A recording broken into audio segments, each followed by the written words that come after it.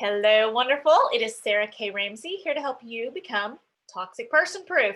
And I'm here with Susan Ways, executive leadership coach and HR executive for years and years. We're going to talk toxic people at work. Hey, Susan, how are you? Hi, thank you for having me. Well, I'm happy to have you, and happy to have this conversation because so many of my ladies, they're they're nice, they want to do the right thing, they want to, not ruffle feathers, they want to have the security of the job that they love, right? And then enter toxic person, right? and how do you deal with that at work? What is your background on dealing with toxic people at work? So there's always someone toxic at work, and it's just the nature of organizations. And I think it's interesting that your audience is a lot of female listeners because it is particularly hard for females at work because we have historically been labeled as bitchy if we stand up to someone at work, or emotional, or just nothing positive. If a man stands up for himself at work or against someone, he's a strong leader and seen in a very favorable light. But for women, it takes a little bit more of a sinister turn. So it can be a very confusing space to deal with. Well, absolutely. That balance between being assertive and likable, women have to navigate that in a different way than males in the workplace, right? They can be assertive and that's enough, and we kind of have to find that balance, right? Right, absolutely. And it can be a challenge, but it is very doable.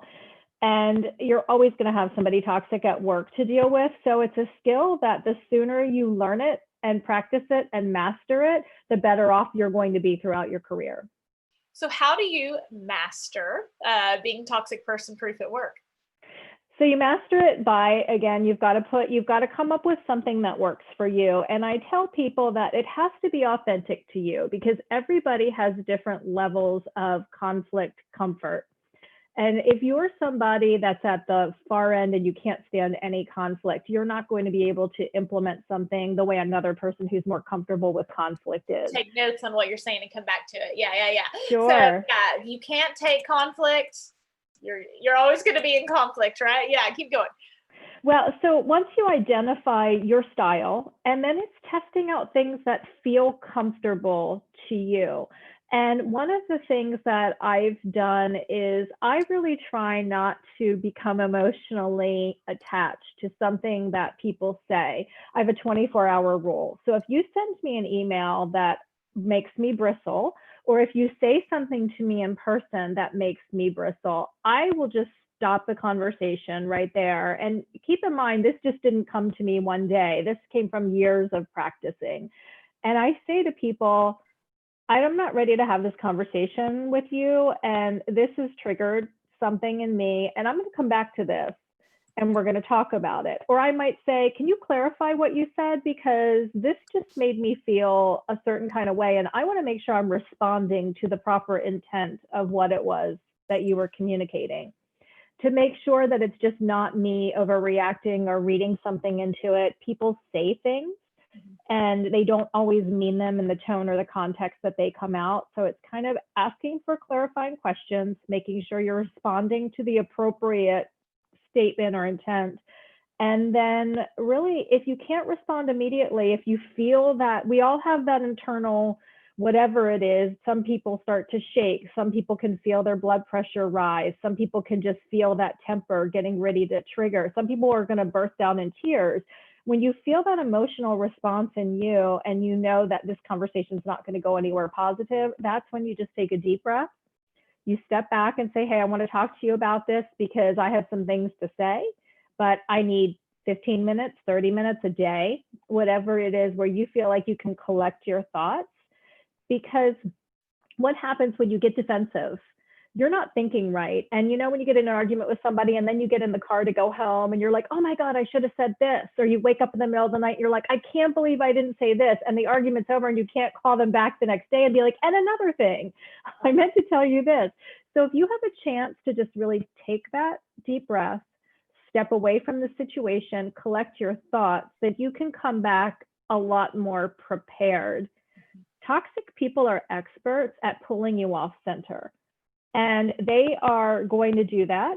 And there's things that they throw out, word bombs, and I call them conversation derailers. And we've all had that situation where we've walked into a conversation and we've said to somebody like, hey, I want to talk to you about this. And then they say, oh yeah, well, I'm going to talk to you about this, this, and this. And all of a sudden, instead of having the conversation you intended to have, you're now on the defense having a completely separate conversation.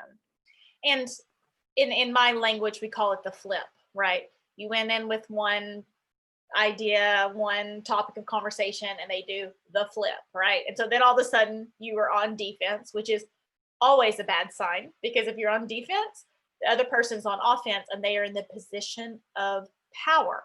And I love that 24-hour rule. I definitely talk to my ladies about you don't owe them a response. Maybe if it's your boss, you might, but in most situations, right? You're not, your iron's not to the fire. They're not holding you down. You can take a breath. You can take a few minutes. You should take a breath. You should take a few minutes. No one is their best self at the end of their rope.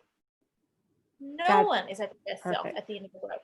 If you are answering an email from your mother, from your boss, from your ex, from whoever at the end of your rope, it's never going to go well.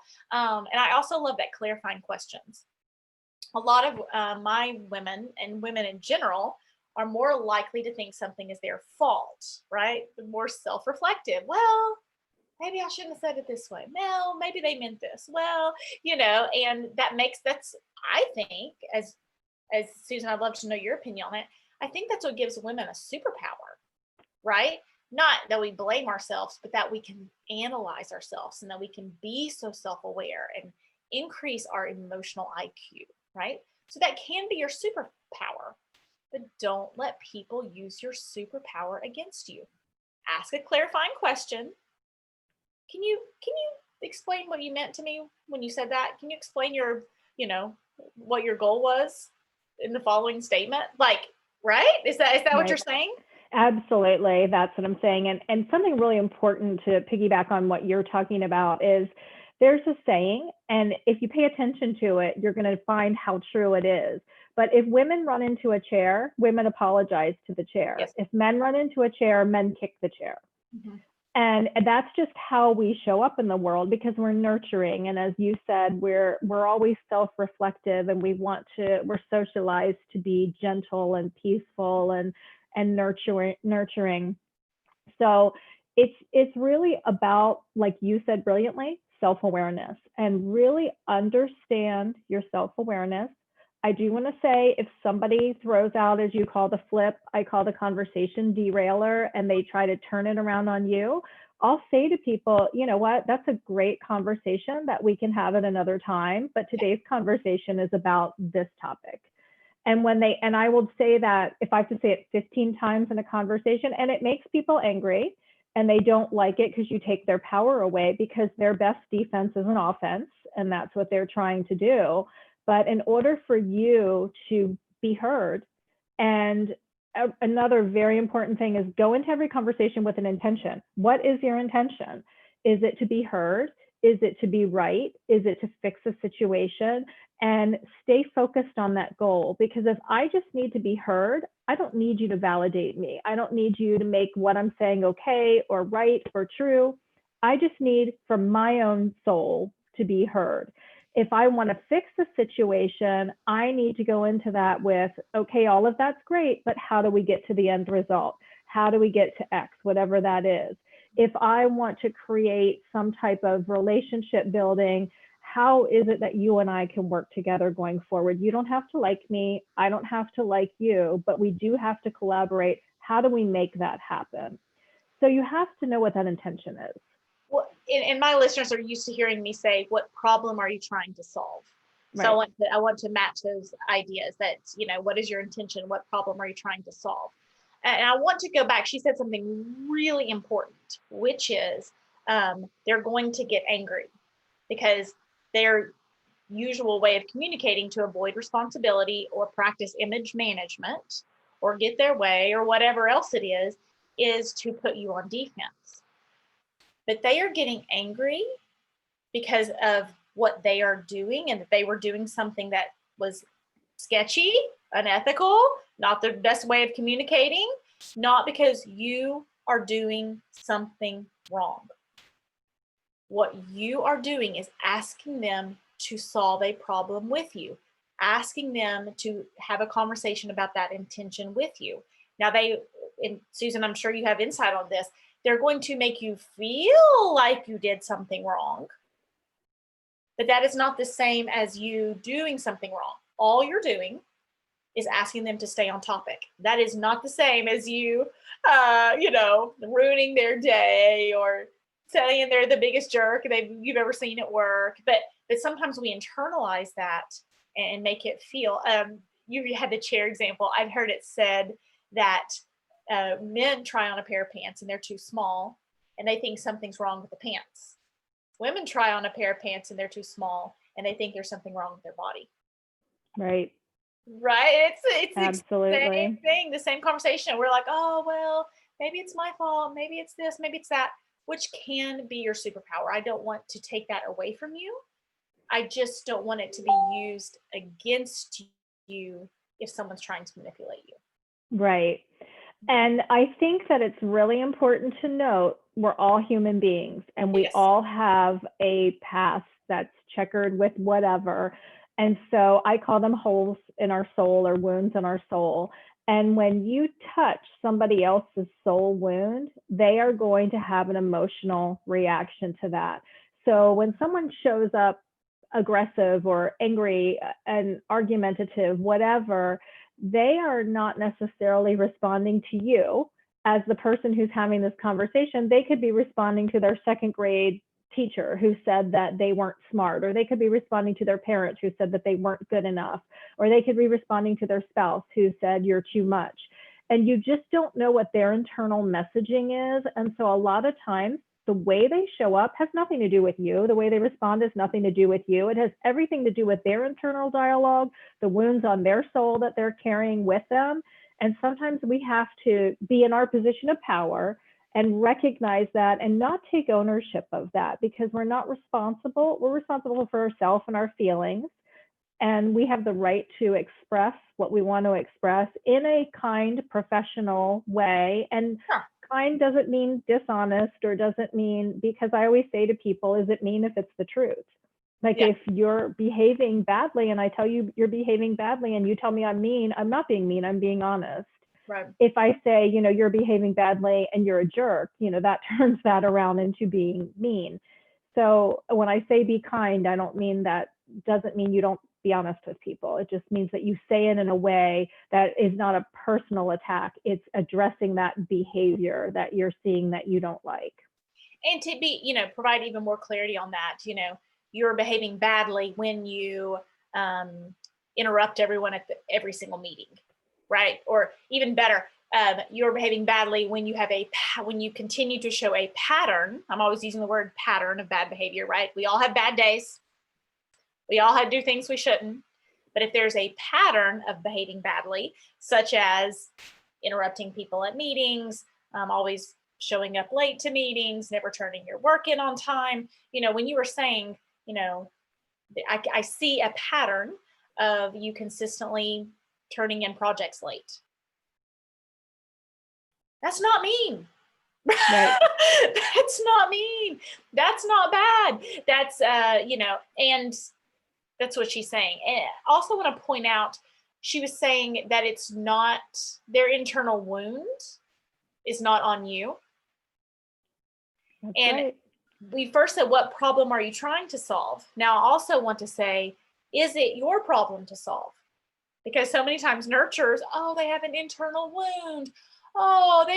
Their mommy did this, so I need to do this and this and this to cover up their internal wound. No, that is their problem to solve. And if you are only solving everyone else's problems, we push away our own. Right.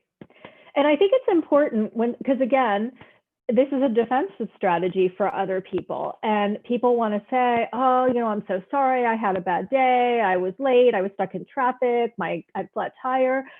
I will say to people, I'm really sorry all that happened to you this morning. And that sounds like a really bad day. However, you do not have the right to speak to me like that. Yeah. And it's just, and perfect example is there was a person on a conference call that I had recently, and this person said something really inappropriate on the conference call and used a word that they were talking about hiring people that other people know, and they used the term incestuous.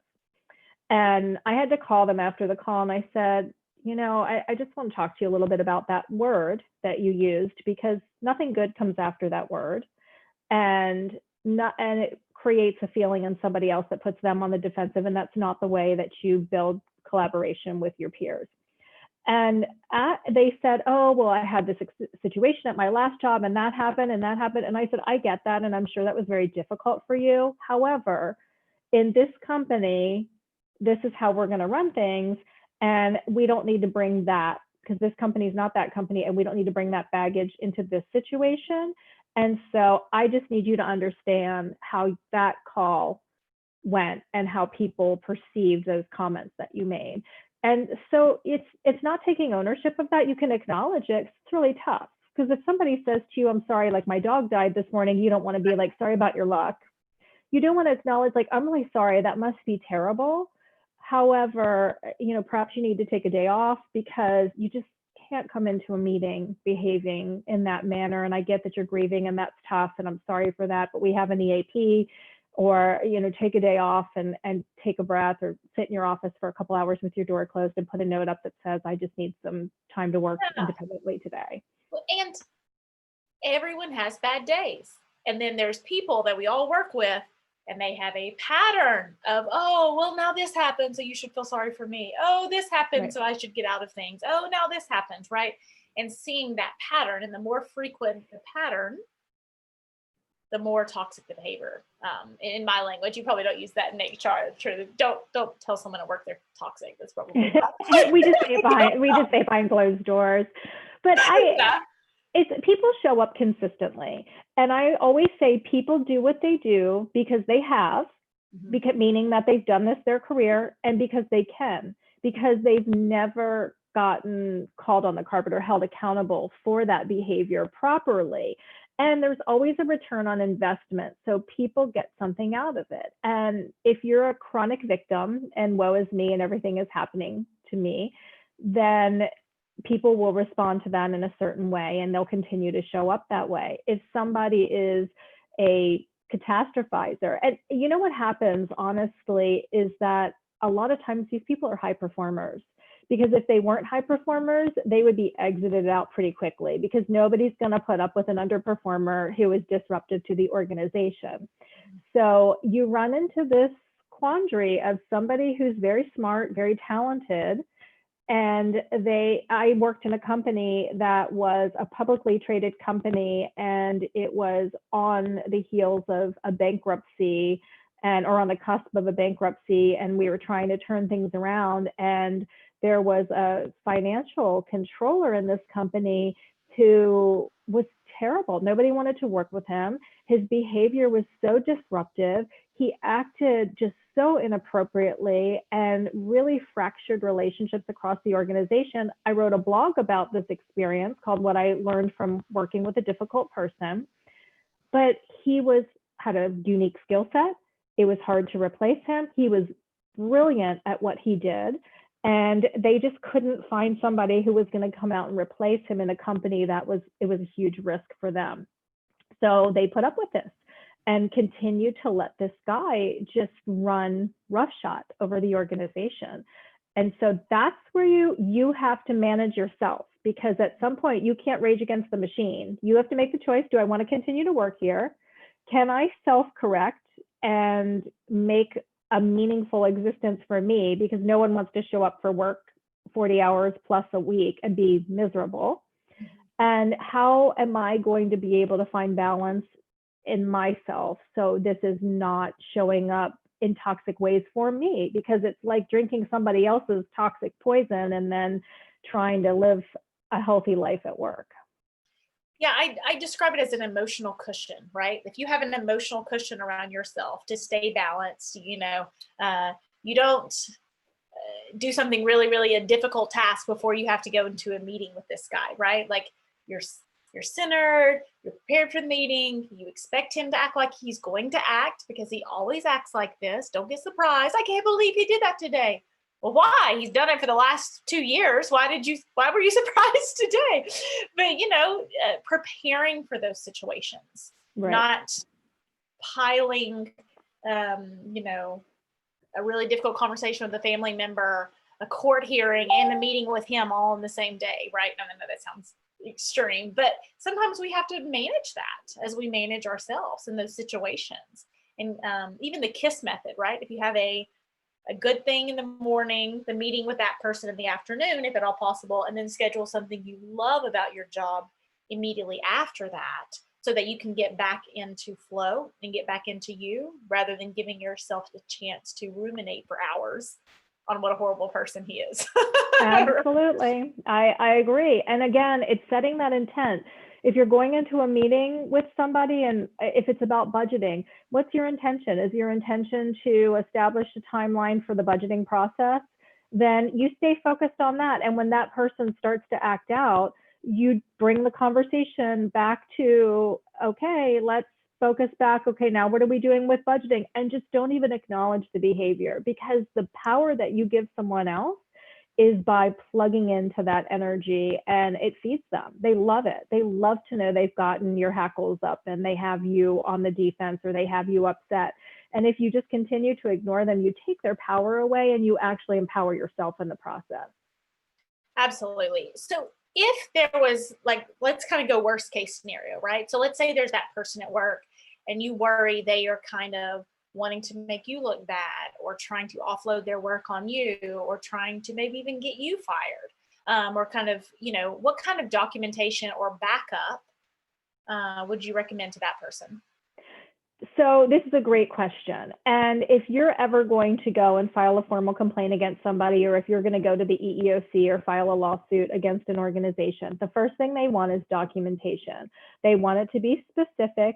They want it to be time-stamped. And I tell people to keep a drop file, and you can do it on your computer, preferably not your work computer, because if something happens and you lose your job, you lose that documentation. But just keep a little spiral notebook and write the date, January 1st, I had this experience, and use facts, don't use feelings.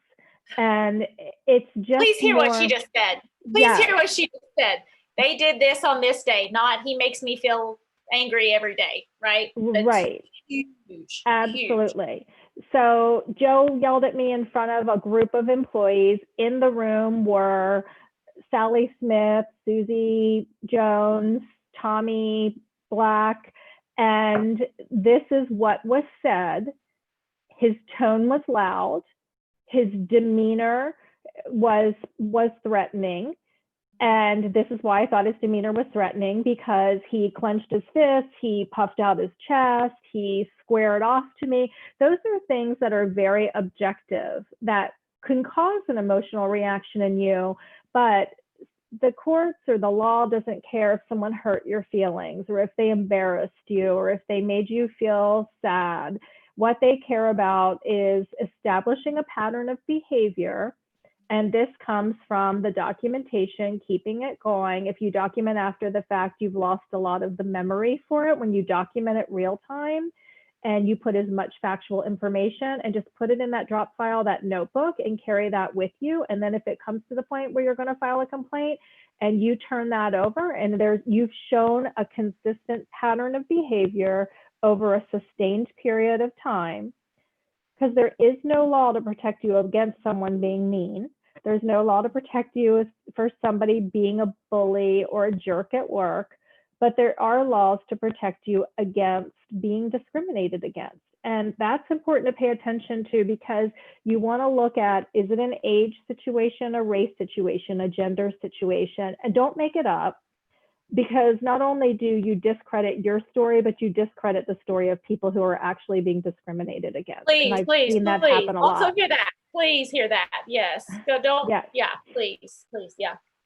And I have had situations where I personally have had to file complaints against people, and I felt that somebody was treating me inappropriately because I was a female, or somebody was treating me inappropriately. If you're targeted in any way for something that you can't control, then that's when you want to file a complaint. Not if you and your seatmate, your cube mate have had a falling out and you just don't like each other. That's a different issue, and you need to figure out how to be an adult and work through that.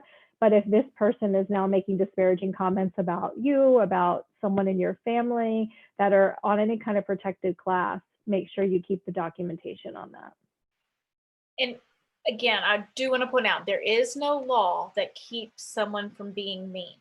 So if you get this ball rolling in a romantic situation, in a whatever situation, we wish there was that. It doesn't exist, right? That's not a thing. That is not a thing, right? Unfortunately, the law does not protect people against that, but there are things you can do to protect yourself, which Susan mentioned. Awesome, Susan. So tell people, Susan and I are going to have another conversation on grief, but tell people where they can find more information about you and your executive leadership training. Sure. So I actually have I'm very active on LinkedIn. So Susan Ways, and you can look me up on LinkedIn, and you can have access to all my blogs. I have a grief podcast that I do, and I do a couple of episodes on returning to work after grief that are really important because everybody's going to grieve at work. And that's at www.tendrilsofgrief.com. And there's information about me and what I do on that site as well. Awesome, Susan. Thank you so much. Thank you. I appreciated being on the show.